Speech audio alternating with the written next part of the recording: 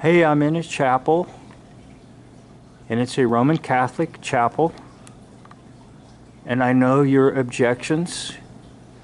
You will say you should have nothing to do with a crucifix because Christ was not left on the cross. He is risen.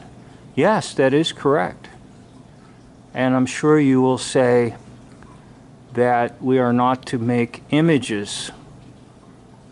And yes, you are correct. So I agree.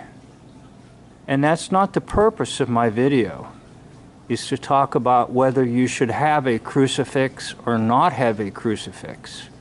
The purpose of this video is to talk about wordplay and puns. Now, on the crucifix, we're going to go to where Jesus is hanging. And how is he hanging? He's hanging by his wrist.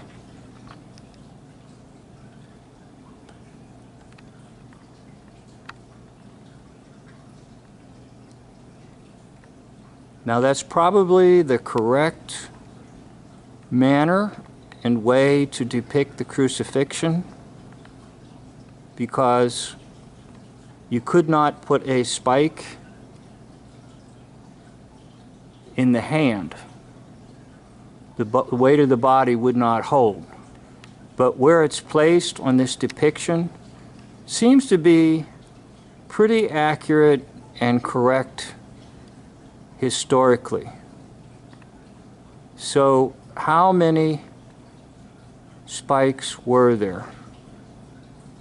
Well, probably 3. Now there's a possibility of a 4th, depending upon what type of cross and how the one who's being executed is placed on that cross.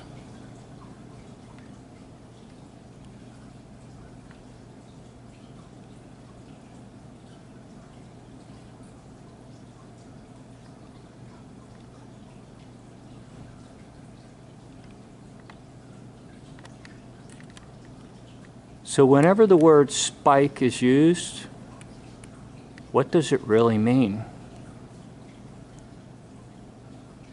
Perhaps when you hear the word spike, it's a reference to the spikes that were driven into the body of the Lord Jesus. And it's a spiritual pun or a spiritual insult. Perhaps.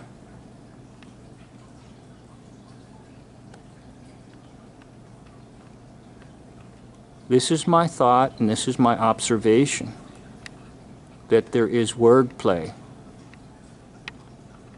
and puns and insults and mockery. So possibly there were 3 spikes, one on the feet crossed over as you see here, and then the other 2 would have been up on the cross where the hands are, but actually through the wrist area, making 3 spikes, possibly 4.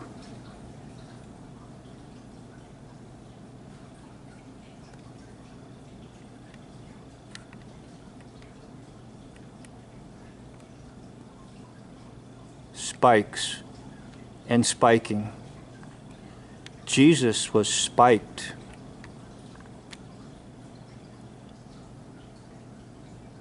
Thank you for watching.